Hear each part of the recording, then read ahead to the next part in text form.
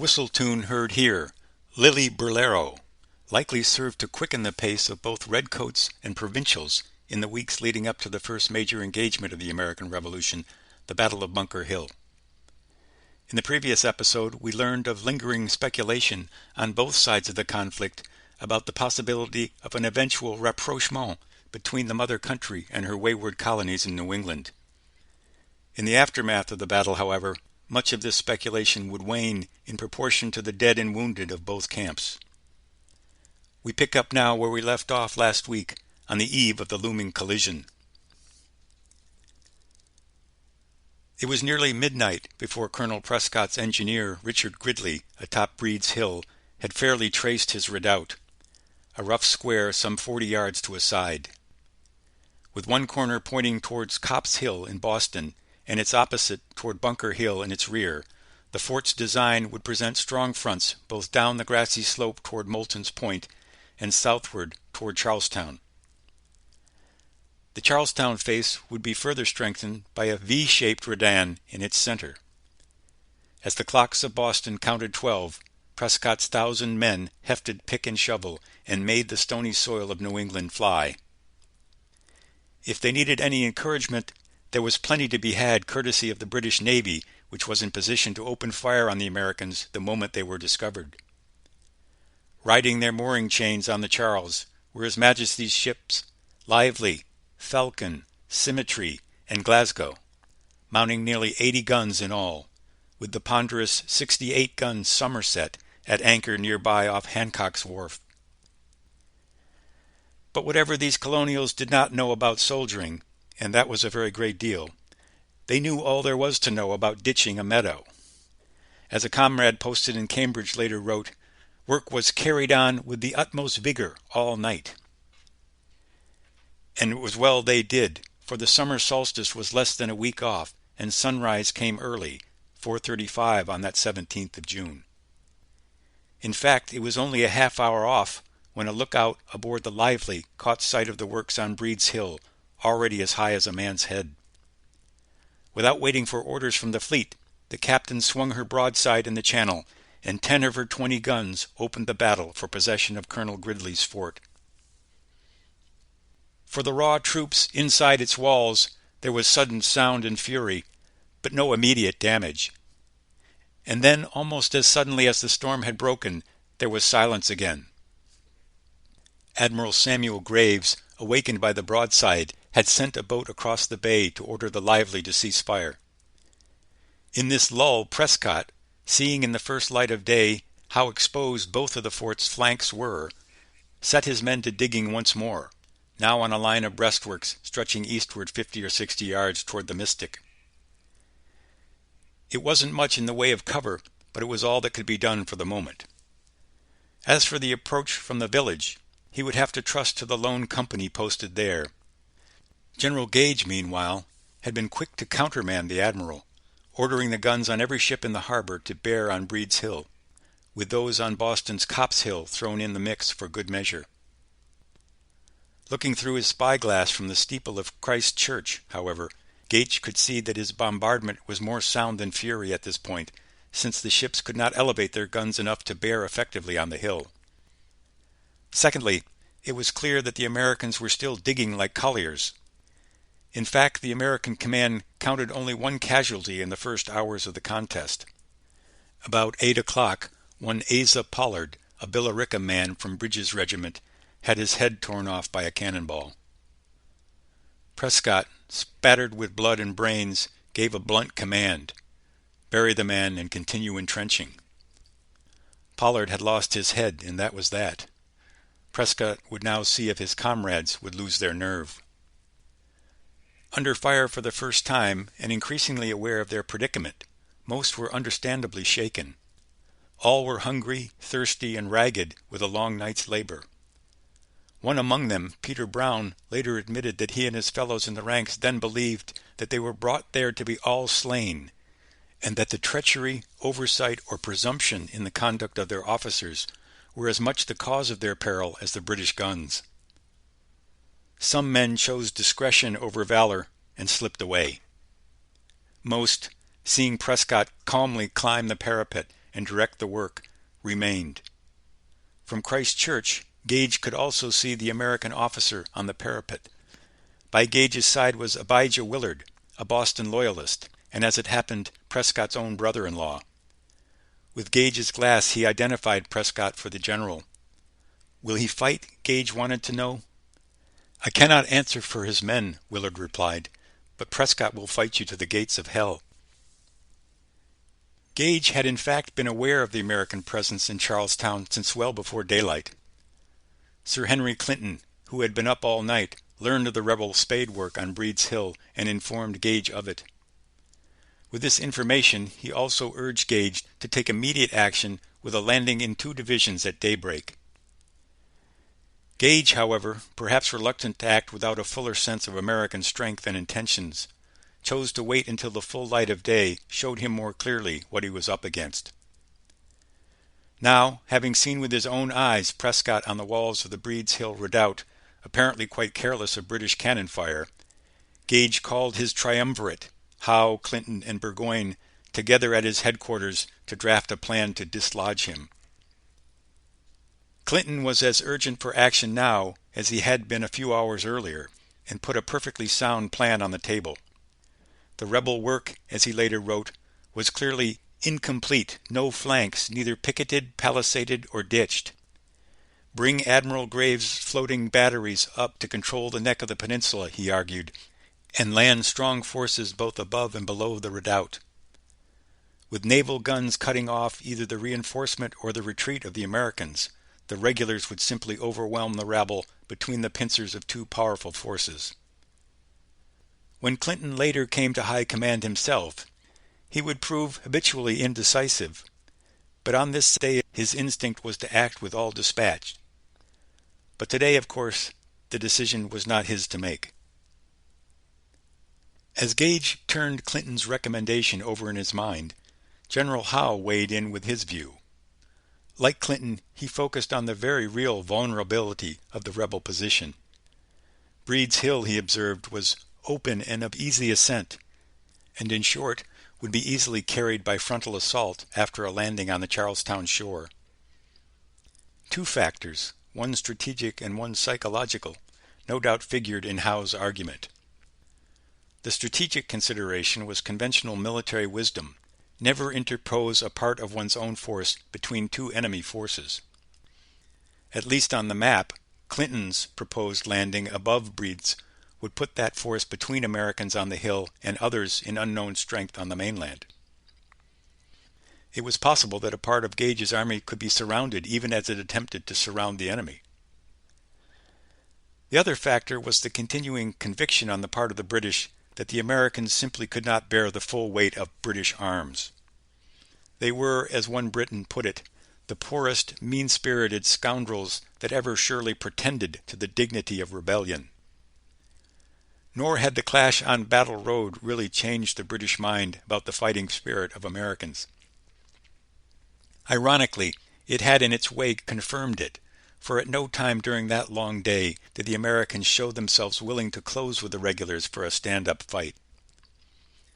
None of the generals here gathered, after all, had been with Smith's column when it broke in panic outside Lexington and was saved from destruction only by Percy's sturdy square. As Howe saw the situation, the provincials were in the open now, and not concealed in ambush, the crude hilltop earthwork notwithstanding. And that apparently was enough to decide the matter. From Gage's Province House headquarters, the orders went out. The army would cross the Charles and drive the enemy from its hill at the point of the bayonet. Despite Clinton's dissent, it would be the sort of stand-up fight the British said they wanted. It would not even be a fight precisely. Howe, writing to his brother, supposed that the provincials would simply be removed from their hilltop. And whatever spirit or strength the Americans might or might not command, the force that Gage was assembling to drive them was formidable. By noon, more than 2,000 fighting men were on the move in full marching kit with 3 days' rations in their haversacks. Boarding barges on Long Wharf were 20 companies of grenadiers and light infantry, 10 of each, plus the 5th and the 38th regiments. stepping smartly down Ship Street to board at the North Battery were the 52nd and 43rd Regiments, along with the rest of the Grenadiers and Light Infantry. As soon as these troops were landed at Moulton's Point across the Channel, the barges were to return for the 37th Regiment and Major Pitcairn's 1st Battalion of Marines, the Tactical Reserve. As the senior Major General, Howe commanded the invasion force, seconded by a capable brigadier, Robert Piggott. From the crest of Copp's Hill, Clinton and Burgoyne directed the continuing bombardment of Breed's Hill and opened fire on General Thomas's Roxbury lines. This fire against Thomas would hold the American right, while Howe's command crushed their left. An American who looked up from his digging on Breed's Hill at high noon could not be much faulted for supposing he was about to be crushed either. Nearly 30 transports, loaded to the gunwales with the scarlet coats and glittering bayonets of disciplined professionals, were rowing steadily and surely towards him, while what seemed like every gun in the world was equally intent on his destruction. And if he thought about climbing down from his lonely hill at this point, British men of war were also pounding the narrow neck behind him that led to home and safety. It was an awesome display of power, to be sure. Indeed, assembling this array of power took time. Howe had held for a landing on Moulton's Point, and that meant, at least as far as Howe was concerned, waiting for an incoming tide. Apparently, neither Howe nor anyone else in the British camp remembered that the assault force might have landed dry shod at the Charlestown wharves at any time. But since high tide was not until 3 o'clock, the first wave of the regulars did not get ashore at the point until 1. If this was a miscalculation on Howe's part, it was also an opportunity for the Americans to do something about their own miscalculations.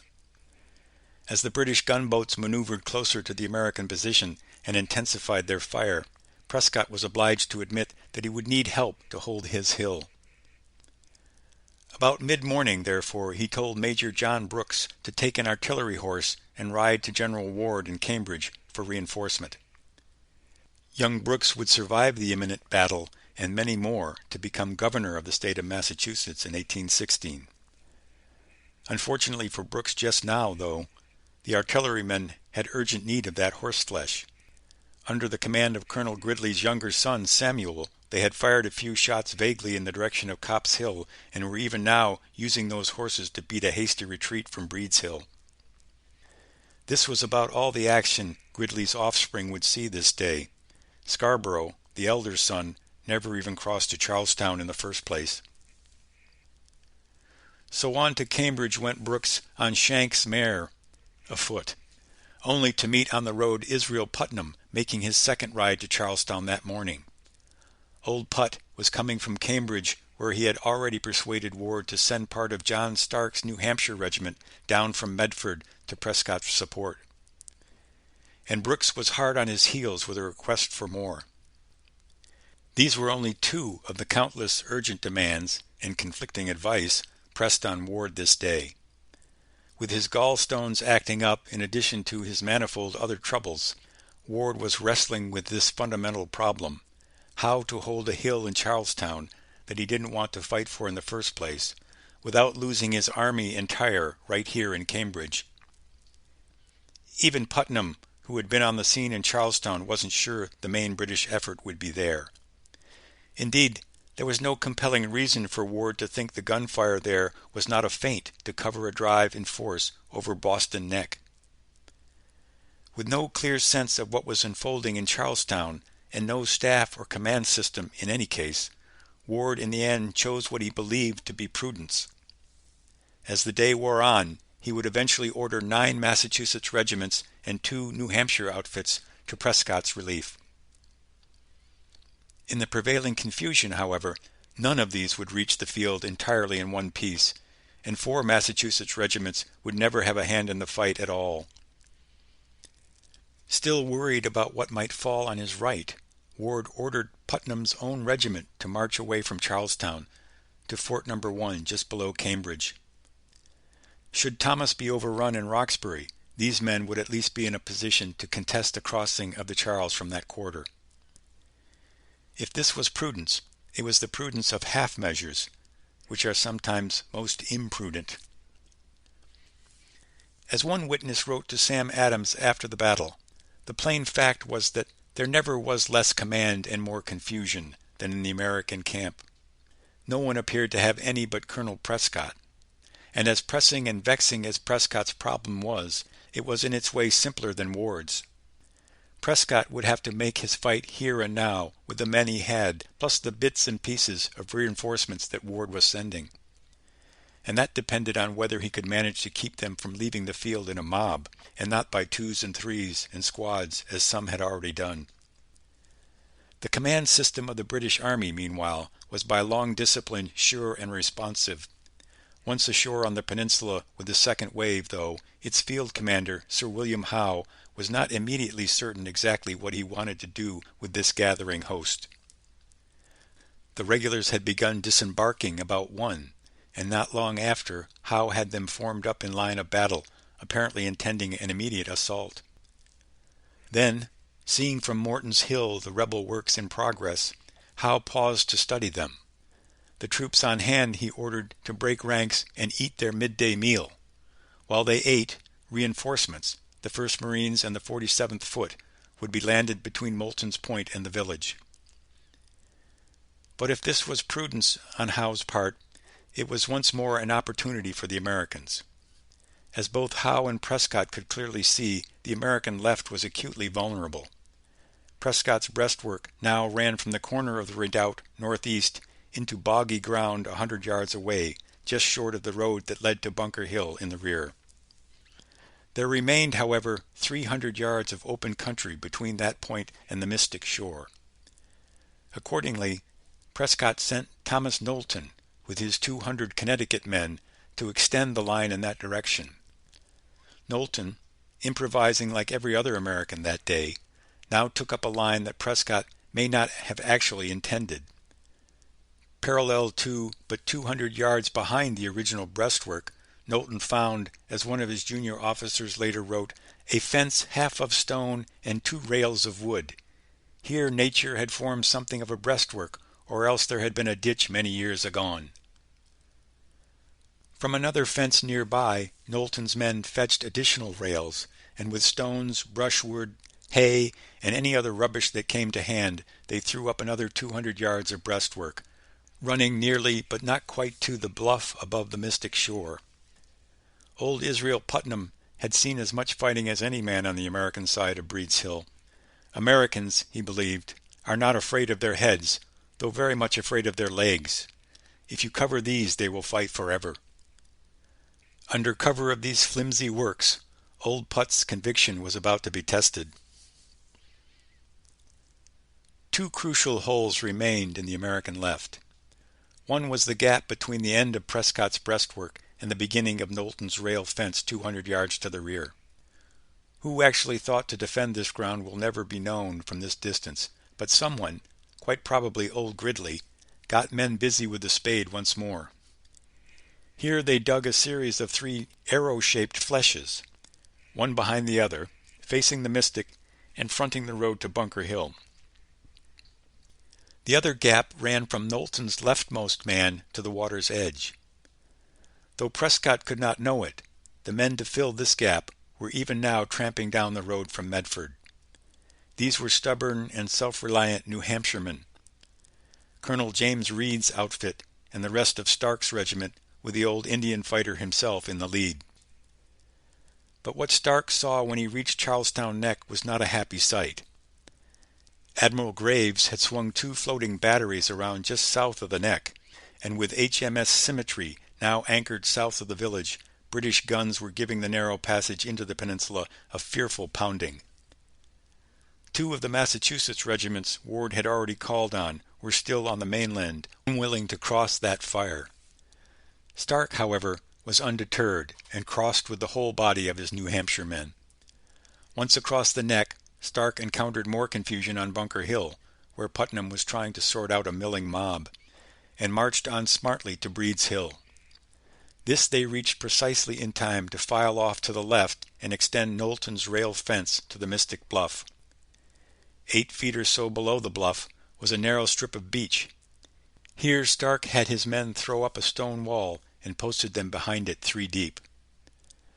The American line, manned now by some 1,500 muskets, ran all the way from the hilltop fort to the Mystic River. Redoubt, breastwork, fletches, rail fence, and stone wall at the water's edge. Having done all he could to defend his left, there was little more Prescott could now do about his right. All that lay in that direction were 4 companies from as many regiments, 3 posted in the village now, and the 4th at the southern foot of Breed's Hill itself. But as fate and Billy Howe would have it, the British were resolved to crush Prescott's left with a head-on assault, roll up his line, and overwhelm the redoubt flank and rear. It was approaching 3 o'clock when Stark's men laid the last of their stone wall on the Mystic shore. Across the meadow in the sweltering heat, Howe was getting his attacking columns in motion, some 2,200 fighting men in all, drilled and disciplined. To the waiting Americans, they must have made an impressive and fearful sight. They wore the traditional scarlet coats, tricked up with bright facings and brass buttons, and crossed with broad white belts from which bayonets hung. As smart as the British soldier looked in full kit, however, it was no kind of gear to do battle in. The whole outfit was tightly cut, from high stiff collar to knee breeches and gaiters, thoroughly ill-designed for anything as athletic as combat. In addition, the redcoat carried a full pack with blankets and 3 days' bread and meat. A contemporary account reckoned that the redcoat carried 125 pounds of gear into battle on his back. Though this estimate is clearly high, he would have to carry this day at least 50 or 60 pounds across the swale before him and up Breed's Hill beyond. Of course, it was not the parade ground style of the British host that made American hearts race. It was the sight of the Brown Bess musket in so many capable hands. 4.5 feet long and weighing 10 pounds, this 75 caliber flintlock smoothbore had been the standard arm of the British Army for a century. Indeed, a soldier's enlistment had come to be known as marrying Brown Bess. As a weapon of war, however, the Brown Bess, so called for its brown oxidized barrel, had at least 2 important drawbacks. First, it was complicated to load, requiring 9 separate operations, and second, it was profoundly difficult to hit anything with it. Its effective range was not more than 100 yards. As to firing at a man at 200 yards with a common musket, one Briton said, you may just as well fire at the moon and have the same hopes of hitting your object. True enough, but it should also be said that this fact mattered not a bit, for marksmanship was no part of the redcoats' endless training. Given the limits of the smoothbore musket, the tactical idea was savagely simple. Form a regiment in line of battle 3 ranks deep, close with the enemy as tightly as possible, and then deliver massed volley fire. Loading and firing by the numbers, a well-drilled line could deliver 15 volleys in about 4 minutes. This was firepower as the 18th century understood it, and it was sufficiently deadly when directed against an enemy line similarly massed. Both battlefield experience and some fairly primitive field tests pointed to the same grim statistic. At 50 yards, half of the balls fired hurt somebody across the way. Nor was this musketry the deadliest dimension of the British regiment in battle. Having closed to within 50 yards of the enemy line and delivered a series of volleys, the redcoats drove home their attack with the bayonet. 1.5 feet of cold steel. It was disciplined brutality, and it had made Great Britain's infantry top dog in the European pack. To make assurance doubly sure, Sir William Howe intended to strike his hardest blow with his toughest troops. Convinced that the American left was its most vulnerable point, he would send his light infantry companies in column directly down the narrow defile of the Mystic shore to overwhelm Stark's New Hampshire men. Above the light infantry and on their left would march the grenadier companies, supported by the 5th and 52nd regiments, in 2 heavy lines of battle. Together they would strike Knowlton's command behind the rail fence. When this stretch of the American line broke, the attackers would wheel left to take the redoubt flank and rear. Brigadier Robert Piggott would lead Howe's equally formidable left wing. It consisted of the rest of the light infantry and grenadiers, 3 companies each, plus the 38th, 43rd, 47th, and the 1st Marines. The flank companies, with the 38th and 43rd, would attack directly up the slope of Breed's Hill against Prescott's breastwork and the east face of the redoubt. The Marines and the 47th were to slide to their left and attack the redoubt's south face.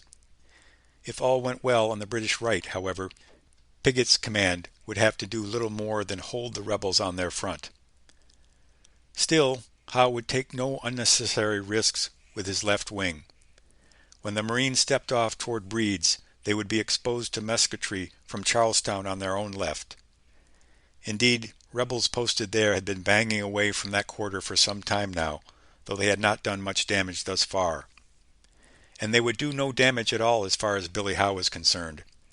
Accordingly, he ordered Admiral Graves and the Copp's Hill batteries to send red-hot balls into the village to drive the Americans out. While these incendiaries were hurtling toward the village, a landing party put the eastern end of it to the torch. Before long, the handsome little village was a pillar of smoke and a pillar of fire. "We saw," wrote one witness, "the fire and the sword, all the horrors of war raging." The horror on Breed's Hill, however, was just beginning. While orders went out to burn Charlestown, Major General Howe gave a brief address to his troops, stating simply that he would not ask any man to go a step further than where I go myself at your head. It may be inferred thereby that he was determined to see that the decisive blow be well and properly struck. And yet, even as the attacking force stepped off in common time, the British effort went awry. The jumping-off signal was a blast from 2 12-pounders posted on Moulton's Point, at which time the grenadiers pushed several 6-pounders forward in support of the attack against the rail fence. These got almost nowhere, bogging down in the clay and muck at the foot of Moulton's Hill. As it turned out, though, there was no point dragging them forward at all, for when the gunners went to load them, they found the side boxes filled with 12-pound balls. Blame for this fell properly on one Colonel Cleveland, chief of the artillery, an aging Lothario, who, rumor had it, spent his best energies dallying with the daughters of a local schoolmaster. At this point, all that the 6-pounders could manage was firing grape shot from well beyond effective range. Another opportunity for close-in artillery support from Graves's floating batteries had already come and gone. Fire from the Mystic side of the peninsula might have blown the American left out of their lines, but by the time Howe thought of it, the tide had turned and there was no way to float them out of the Charles River basin. In the end, the battle would be decided by the infantry and at the point of the bayonet, which had a certain fitness, since it was Howe's original and firm resolve. And off they went, 11 companies of light infantry in column of fours down the strip of Mystic Beach. To their left marched 200 broad lines of battle, grenadiers leading the way to the rail fence, the 5th and 52nd following in their wake. At the same time, Piggott's wing extended the British front with their lines of battle, 6 flank companies plus the 38th and 43rd, and on their left the 47th and the 1st Marines, all closing on the redoubt and its supporting breastwork. But from the first it was difficult to keep their lines dressed. Although the light infantry on the beach had easy going, the grenadiers and their comrades marched down the slope of Moulton's Hill and immediately into a swamp. Ahead were brick kilns, clay pits, and a dozen stone walls and fences to be negotiated, and most of the ground was waist-high in uncut meadow. The British left would have to make its way over similar walls and fences and directly up the slope of Breed's Hill, and every man in the ranks hefting 50 or 60 pounds of gear. But on they came, at a pace that the Americans remembered as a deliberate march. Because they had the surest footing on the beach, the light infantry closed with the rebels first. These were Stark's New Hampshire men at the stone wall, waiting with a grim discipline that Billy Howe had not looked for. Over their leveled muskets they could see the men of the redoubtable Royal Welsh Fusiliers tramping forward at the head of the column, 4 abreast and bayonets at the ready. The redcoats were 30 yards away and about to make their final rush when an order rang out from behind the wall. Then erupted a tearing sheet of flame, a cloud of dirty blue powder smoke, and a storm of buck and ball. The Royal Welsh were staggered in their tracks. The next company, it was from the King's Own, pressed on, clambering over the fallen, but the American fire likewise tore into their close-packed ranks. Still they came on, each new company to be mauled in its turn, dead men sprawled and silent, wounded men writhing and groaning. Then they could bear no more. Running now in frank defeat, they did not stop until they had reached the point where they had first come ashore. Officers there, one remembered, tried to rally them with the most passionate gestures, even pushing forward men with their swords. But the men knew a hopeless case when they saw it. "Our light infantry were served up in companies," said a British officer. John Stark, using an incongruously pastoral simile to describe so ghastly a sight, remembered that the dead lay as thick as sheep in a fold.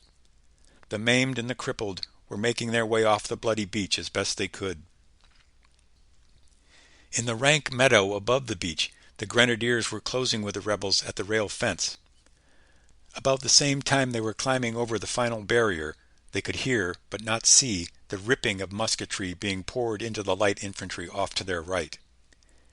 In an after-action report, Howe praised the laudable perseverance of his grenadiers and the gallantry of their officers, but he was willing to admit that they attacked without the greatest share of discipline. The idea here, as on the beach, was to overwhelm the defenders with the bayonet, but, as Howe wrote, the grenadiers were checked by a difficulty they met with in getting over some very high fences of strong railing under a heavy fire, well kept up by the rebels. Instead of driving home with the bayonet, they began firing, and by crowding fell into disorder, and in this state the second line mixed with them. On the American side, discipline was not perfect, but it was, for raw militiamen, surprisingly steady. As the redcoats got inside of 100 yards, some of Knowlton's men, not many, began to bang away against orders. An unexpectedly good thing for the Americans it was, since this fire incited the grenadiers to let fly with their own mainly harmless volleys. But Israel Putnam was at the rail fence, vowing that he would shoot the next man who fired without orders. Now, according to one tradition, he bellowed, "Don't fire until you see the whites of their eyes." Whether Putnam actually delivered the famous utterance attributed to him is not clear and beside the point really. On the battlefield, the point was brutally clear. The Americans at the rail fence did, in fact, wait until they could see the whites of British eyes. When the attackers were inside of 50 yards, the rail fence exploded with rattling volleys that staggered the grenadiers like the light infantry before them. The rebels rose up and poured in so heavy a fire that the oldest officers say they never saw a sharper action, wrote youthful Lord Rawdon. Most of the grenadier companies, another survivor recalled, at the moment of presenting themselves lost 3/4 and many 9/10 of their men. The 5th and the 52nd, already in some disorder, came up behind and then through the battered grenadiers. But these too met the same incessant stream of fire from the rebel lines. Before long, leaving their dead and wounded in the waist-high grass, they were driven back in their turn. In the meantime, the attack on their left was faring no better. Though never intended as the decisive blow, Piggott had gone forward with the 47th and the 1st Marines, striking the redoubt front and flank. Prescott later testified to the warm reception his comrades afforded their English cousins, and the very smart firing they were treated to in return. But the men of the 47th got within 30 paces of the rebel work, and no farther. The Marines tried to reach around the south face of the fort, only to be caught between 2 fires, one from the fort and one from the direction of their own left flank. There, Americans posted in a barn, some outbuildings, and behind walls and fences, banged away stubbornly at the redcoat line with the burning village at their backs. It was enough. Piggott's attack stalled and withdrew down the hill. Along the entire front of the British assault, the regulars were now in full retreat. The Americans had seen the whites of their eyes, and now, to their elation, perhaps to their astonishment, they were seeing the backs of their scarlet coats. A captain in Reed's New Hampshire outfit remembered the jubilant huzzaing of his fellows, supposing at the time we had driven the enemy. But Howe and his troops, though much bloodied, were by no means broken. It took time, perhaps a quarter of an hour, for the general and his officers to rally and reform their men. Howe would not try again to force the stone wall, where 96 redcoats had been killed in 5 terrible minutes.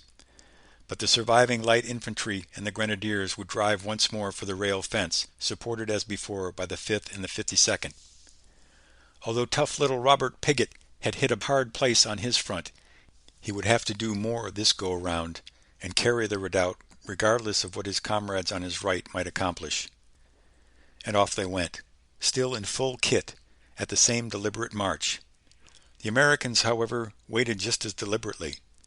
When the redcoats were again within 50 yards, they delivered fire every bit as disciplined and deadly as in the first attack.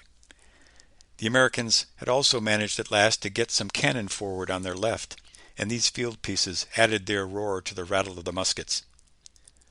One witness remembered the firing as a continual sheet of lightning all along the American lines. Another remembered the battlefield shaking with an uninterrupted peal of thunder. The result was slaughter.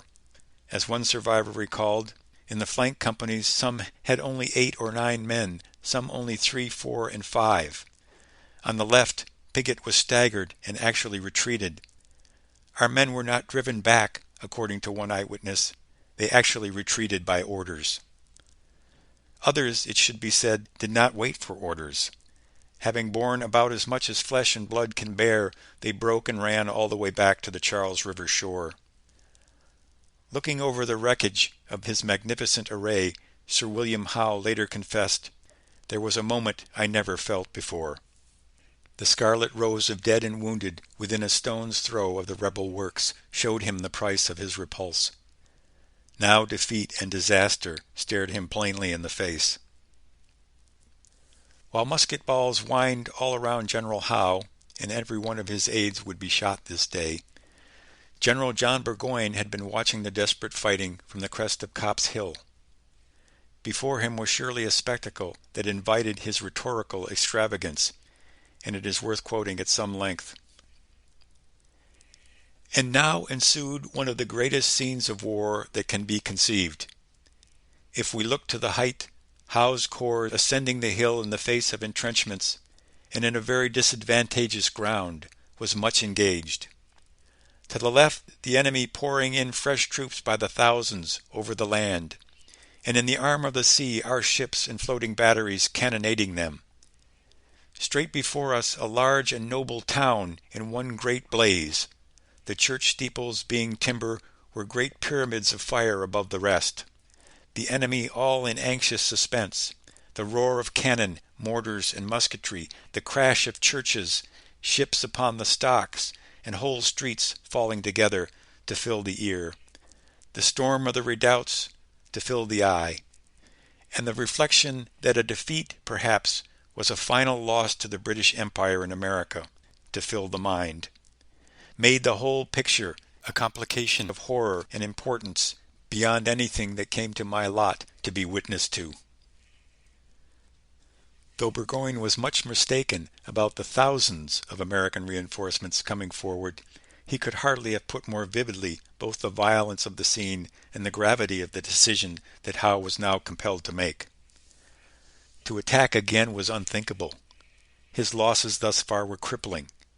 In the light infantry and grenadier companies, his shock troops, 7 of every 10 men were killed or wounded. Indeed, some of Howe's subordinates said plainly that it would be butchery to send men back up that hill. Yet to surrender the field to a rebellious rabble was equally unthinkable, and others urged him hotly to attack once more. While his battered units were being reformed on the Charles River shore, reinforcements, the 63rd and the 2nd Marines, were making their way to the peninsula courtesy of General Clinton, who was himself not far behind. With these 400 fresh troops, Howe resolved now to renew the contest for Breed's Hill. Having been so thoroughly bloodied on his right, however, Howe would shift the weight of the third assault to his left. The light infantry, served up in companies earlier, would need only to demonstrate against the rail fence this time. The surviving grenadiers, with the 43rd and the 52nd, were to drive for Prescott's breastwork. This effort would be supported at last by artillery, enfilading the breastwork with grape shot close in.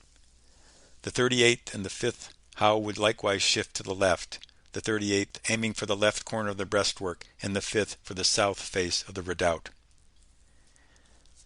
To the left of the 38th would march the 47th with the 1st Marines on their left, together striking the 4th southwest face. Despite the regulars' casualties, this plan would deliver a heavier blow on a narrower front. Equally important, this time Howe would approach the rebel works in column, forming lines of battle only when they were close enough for their final rush. One other thought at last occurred to Howe. He ordered his men to drop their packs. After all, the man who survived the fight ahead could retrieve his kit at some more seasonable time. The man killed would never need it again. In command across the way, William Prescott had himself urgent and immediate need of the materiel of war. Fresh troops would have been warmly welcomed, of course, as well as food, water, and rum, but he could not hold his hill much longer without powder and ball. Most men had fired 30 rounds or more in their destructive work, and many were now down to their last cartridge or two. Prescott found a couple of artillery rounds left behind in the hasty retreat of young Gridley's battalion, and these he broke open and distributed. But this powder was well short of what he would need to defend against a determined British attack. The reason for this critical shortage was plain to see in the rear of Breed's Hill, where all was chaos. Ward had committed perhaps 3,000 troops to this venture, but no arrangements had been made to keep them supplied. There was no counting the number of Americans still milling about on the mainland, apparently without leadership, and demonstrably unwilling to enter the plunging fire on Charlestown Neck. On Bunker Hill, Putnam had returned to see what he could do about getting reinforcements forward, but there a colonel, one Samuel Garish, was effectively undoing all his efforts. As one soldier vividly remembered, Garish shouted, "Retreat! Retreat, or you'll all be cut off!" which so confused and scared our men that they retreated most precipitately. A captain in a Connecticut outfit saw the remnants of perhaps 3 regiments scattered and skulking in the rear of Bunker Hill. In one place 30 men cowered behind a scrawny apple tree. In another, 15 or 20 men were clumsily engaged in carrying a single casualty to the rear. Still, some men did go forward. Colonel Thomas Gardner, for example, managed to get his whole regiment into line just after the second attack failed, and the better part of General Ward's own regiment reached the field in time to have a hand in the fight, though Ward himself never budged from Cambridge. Others hiked for Breed's Hill in whole companies, by squads, in 2s and 3s, as these green troops managed to steel their nerve. And in truth, there was sufficient violence ahead to unnerve many a veteran hand. "Good God, how the balls flew," wrote one militiaman. "I confess, when I was descending into the valley from off Bunker's Hill, I had no more thought of ever rising the hill again than I had of ascending to heaven as Elijah did, soul and body together." On the British side of the field, it had taken Howe a half-hour or so to reform his men. It was nearing 5 o'clock when the redcoats pressed forward, resolved once more to bring Breed's Hill back into the British Empire. A Connecticut man who awaited them thought they looked too handsome to be fired at, but fire he did. Waiting as before for Prescott's order to fire, the Americans now allowed the British host to close within 30, perhaps 20 yards, and then poured into them the last of their precious powder and ball. One defender remembered how the British advanced in open order, the men often 12 feet apart in the front, but very close after one another in extraordinary deep or long files. As fast as the front man was shot down, the next stepped forward in his place. Again the British lines were staggered, but now the American lines were beginning to buckle. At the breastwork, a storm of grape shot drove the defenders rearward, prying loose Prescott's immediate left. On his right, Pitcairn's Marines were at last reaching around to the fort's west face. Now the full weight of the British attack was converging on the redoubt from three directions, and their blood was up. Lord Rawdon, in the thick of the fight before the walls, remembered his men shouting, push on," and advancing with infinite spirit to attack the work with their small arms. The rebels kept up their fire until we were within 10 yards of them, even after we had got into the ditch of the entrenchment. But the defenders, however resolute, were now in a desperate spot. Prescott later supposed that one more volley would have broken the British attack once and for all, but there was hardly a cartridge left in the redoubt. One American veteran would never forget the moment their fire sputtered out like an old candle. As British bayonets came pouring over the parapet of the redoubt, some swung clubbed muskets, others threw rocks in one last brave, futile effort. Prescott saw the futility and ordered his men to retreat. If retreat they could.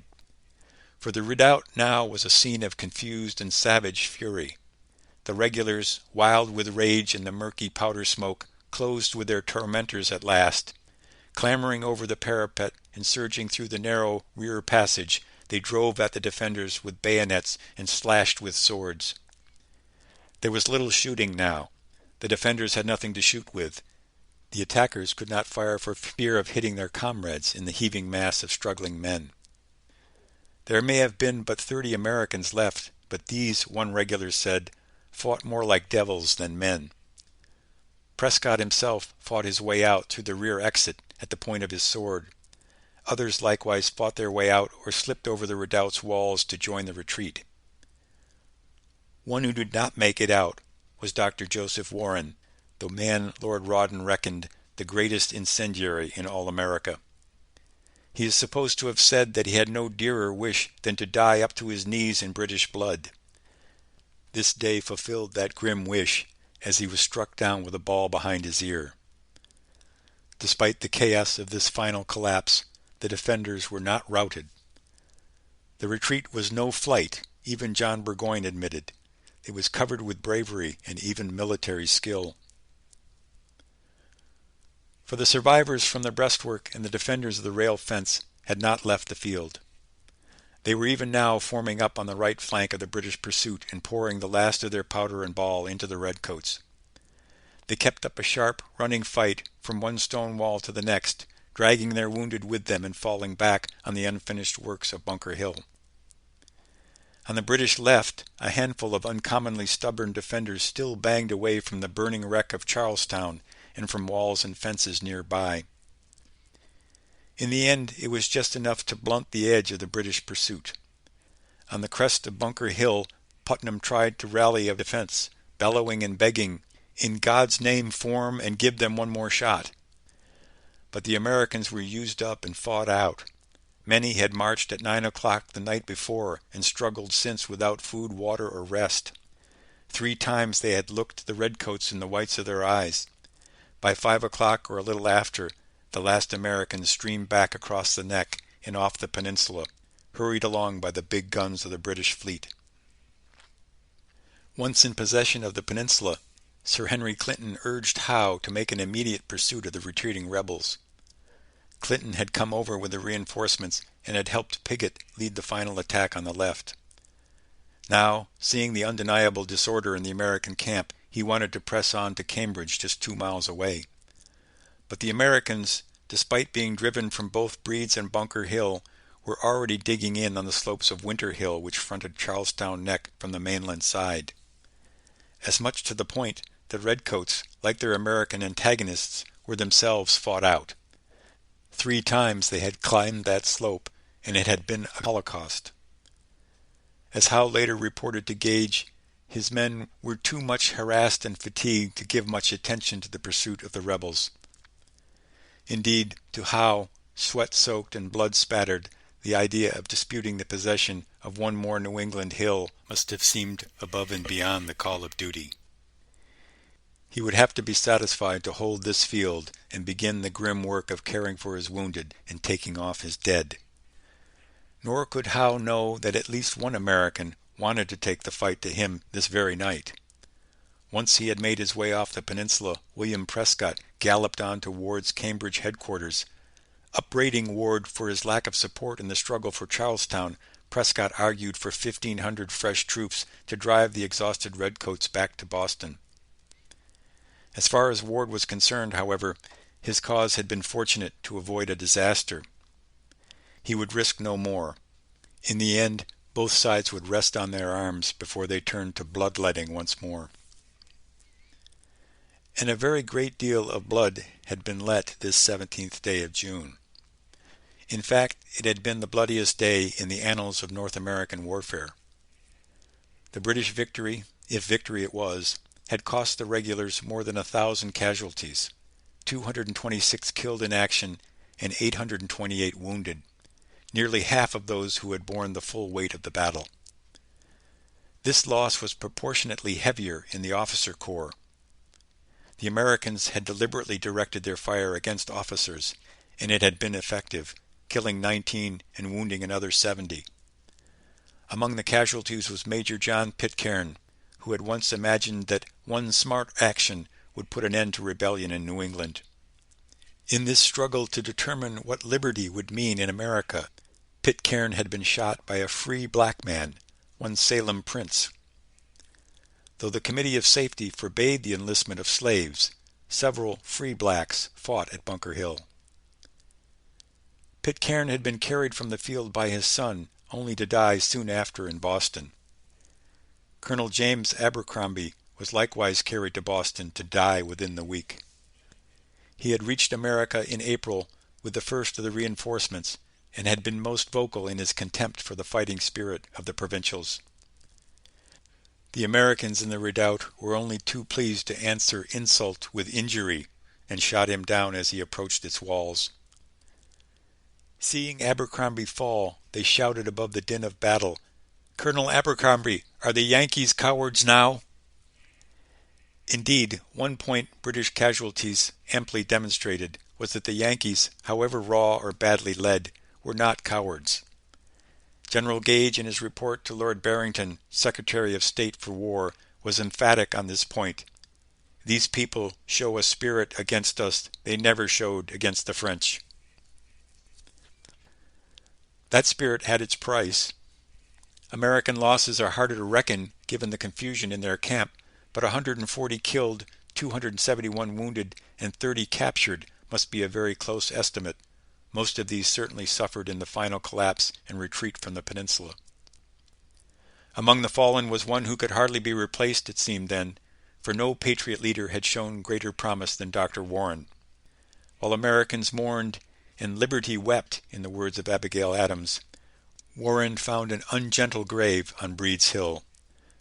British Captain Walter Sloane Laurie, whose company had been so badly used at Concord Bridge, identified Warren's body and stuffed the scoundrel with another rebel into one hole, grimly determined that Warren and his seditious principles would molder together. How many Americans actually had a hand in the fight is also difficult to say precisely. One British account imagined that 15,000 rebels fought at Charlestown. One American account reported a mere 500. 3,000 or a little more is probably a good guess, but only half of these must have borne the heaviest share of the fighting. And that fact pointed to the very real failure of command and control on the American side. Charles Francis Adams, in his classic study of the battle, concluded that it would be hard to find a more singular exhibition of apparently unconscious temerity and professional military incapacity, an observation that applies equally well to both armies, amateur and professional. The American amateurs had been wildly reckless in fortifying Breed's Hill in the first place, exposed as they were to being sliced off whole at Charlestown Neck. Then, too, once the battle was fairly joined, their effort was not well supported. The most basic of necessities, food, water, ammunition, never reached the men who needed them. Nor did most of the reinforcements that Ward ordered to the field. Ward's final returns counted casualties in 19 regiments. If all or even half of these had reached the field whole, they would in all likelihood have broken the British attack. That the Americans had fought as well as they did was in large part owing to the leadership and cool-headed courage of a handful of officers, Prescott, Putnam, Stark, and Knowlton in particular. But above all it had been the fierce and steadfast discipline of the common soldier on the firing line that forced the British to pay so fearful a price for their victory. British-born American General Charles Lee described the New England militia as raw lads and old men half-armed, with no practice or discipline, commanded without order, and God knows by whom. But the redcoats on Breed's Hill had seen the rebels stand their ground even at the point of the bayonet, and when their ammunition was exhausted, make an orderly retreat. Perhaps no one put it better than the youthful militiaman Peter Brown in a letter to his mother. "The regulars advanced toward us in order to swallow us up," he wrote, "but they found a choky mouthful of us." The British soldier in the ranks had surely shown both skill and courage. He had been bravely led, too, but he had not always been wisely led. In sending Gage, Howe, Burgoyne, and Clinton to America, the ministry had committed the best and brightest of the high command, men of intelligence, energy, and experience, but together they had somehow managed this battle most inexpertly. There was plenty of blame to go around.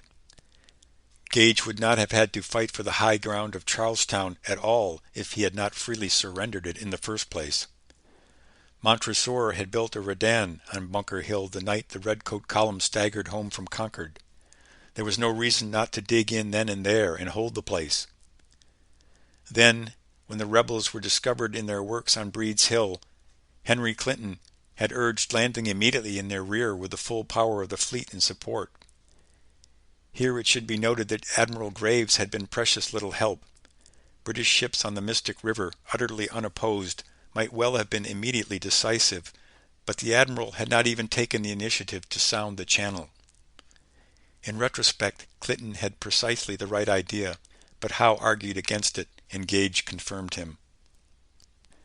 As one British officer wrote angrily home soon after the battle, "Had we intended to have taken the whole rebel army prisoners, we needed only to have landed in their rear and occupied the high ground above Bunker's Hill. By this movement we shut them up in the peninsula as in a bag, their rear exposed to the fire of our cannon, and if we pleased our musketry. In short, they must have surrendered instantly or been blown to pieces." Howe's decision to attack frontally, he believed, could only have arisen from an absurd and destructive confidence, carelessness, or ignorance. Even in tactics, he continued, Howe had blundered badly. The attacking troops should not have been brought up in line, but in columns, with light infantry in the intervals, to keep a smart fire against the top of the breastwork. If this had been done, their works would have been carried in 3 minutes, with not a tenth part of our present loss. We are all wrong at the head. My mind cannot help dwelling on our cursed mistakes. In his account, Howe admitted to no such errors of judgment, but he was otherwise candid. I freely confess, when I look to the consequences of the battle, I do it with horror. The success is too dearly bought. Indeed, as Abercrombie wrote from his deathbed, a few such victories would ruin the army. Other British observers were likewise quick to see what such disastrous losses could mean to a relatively small and very expensive professional army so far from its base across the sea. "The Americans' plan ought to be to lose a battle every week," wrote General William Murray. "It may be that our troops are not invincible. They are certainly not immortal." If the Battle of Bunker Hill was a disheartening victory for the British, it was also a disheartening defeat for the American cause. Americans today remember the battle as the day that citizen soldiers stood up to the world's toughest professionals and gave as good as they got. At the time, however, all colonial America could see was that their men had been poorly led and badly beaten.